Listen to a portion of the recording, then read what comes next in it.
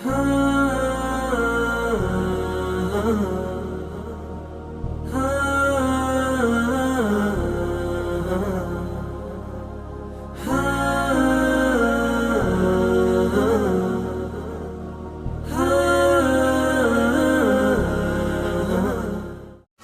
عليكم ورحمة الله وبركاته.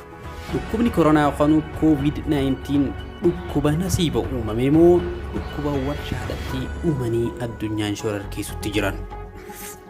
Waa'ee kanaati irratti Maartiin Riis saayintistiin Ingiliz kan microbiological saayintistii beekamaa kan ta'e amata 17 dura waan dubbateetu jira.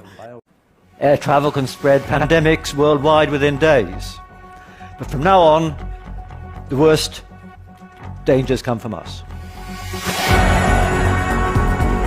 Maartiin Riis 2002 Gregorian calendar-ratti akkana jedhe.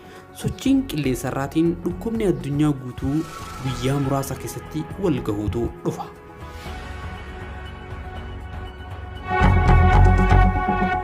The prediction in 2002 was that by 2020 there will be an event of bioterror or bioerror that causes 1 million deaths.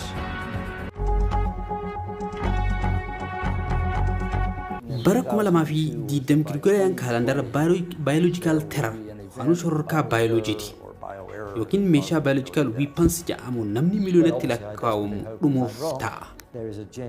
Wanniin anja'u kun yoo sobatee doolaara kuntakkaniin qabsiise je'ee ture. Maartiin Riis bara 2002 Worry that a few individuals. Burqaan dhukkuba hamaa as deemuu kun nutuma ilma namaati. Saayintistii Biriteen Maartiin Riis. Some eco-extremists who think that it would be better for the planet, for Gaia, if there were far fewer humans. What happens when such people have mastered synthetic biology techniques?